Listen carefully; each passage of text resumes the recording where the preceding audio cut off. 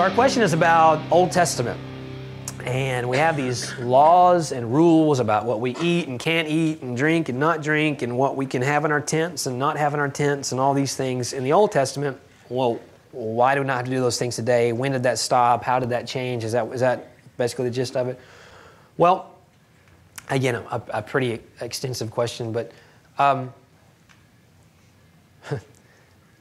understand this. Jesus came, okay, and he addressed this issue, and it offended a lot of people because Jesus said, listen, I'm not coming to put an end to those things. I'm coming to fulfill those things. Later on, the writer of Hebrews refers to those things in the Old Testament as like a tutor, okay? A tutor is given to you so you can learn what you need to learn. But then once you've learned it or once you've come to a knowledge of it, there's no need for a tutor anymore. And the whole point of that passage is that when Jesus came, it's not that he abolished those things. He was the point of those things.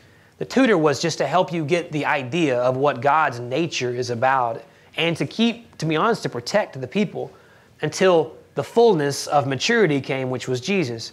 And the fullness of Jesus now, well, it's different. It's not done. It's changed into the point of what the tutor was there for. So for example, it's almost like, I think of it like this, it's like busy work in school. It's not the same as the test.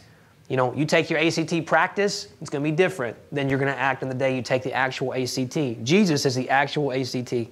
There's no reason anymore for you to do everything you did in the practice. They're related.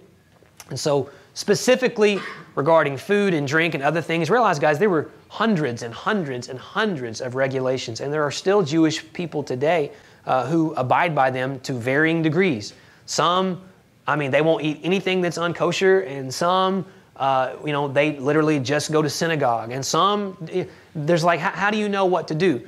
And for me, I think that Jesus really brought us freedom on this. It's really important to know he did not abolish it. That's one where I covered. And two, it's important to know that he gave us the point of it. Look, I told you, thou shalt have no other gods before me. Thou shalt not make before thee any graven images. These are the 10 commandments, okay? You don't lie and don't steal and don't murder and don't covet and don't do these things. Those rules helped you deal with God and people. Don't have a God before me was an issue of the heart.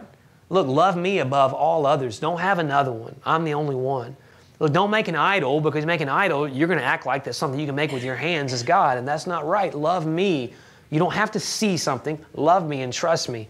And so, especially in the beginning, and then towards the end of the 10 Commandments, it begins to deal with you and people.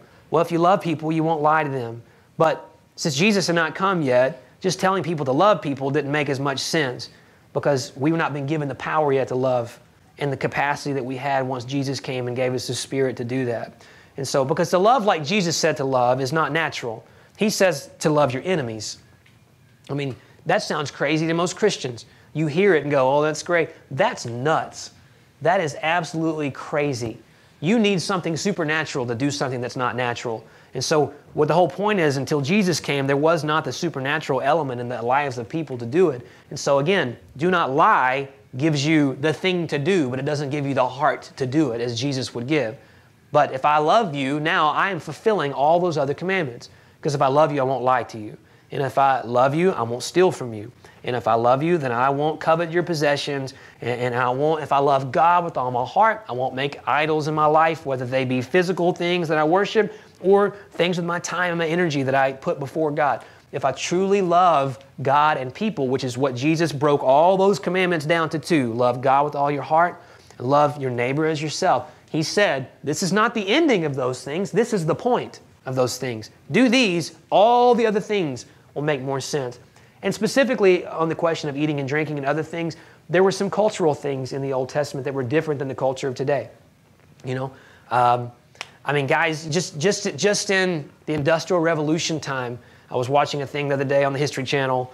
There was open sewage just out in the streets. You went to the bathroom inside your house in a chamber pot and you threw it out in the streets in big piles, and babies were playing in it, and everybody was dying of diseases left and right, okay? In that sort of culture, you would need to give a different set of commandments than you would in ours today, where you understand to use hand sanitizer in the back of the room before you walk in. there was a different understanding of germs and other stuff. Most of the laws that God gave that were more specific like that were to protect the Israelites from hurting themselves. You know, look, keep your food separate. Don't eat this kind because it's not healthy for you. Don't eat this kind because it'll be contaminated. Don't eat something that still has blood in it because that's going to make you sick. It was this way to keep them, safe, healthy, and separated even from the other cultures. That was another part of it too, to be consecrated. So it had more of a cultural reason, but it wasn't the point. It was just the tutor. And it helped them through that particular dispensation of time until the fulfillment of that tutor came, which is Christ. Good question.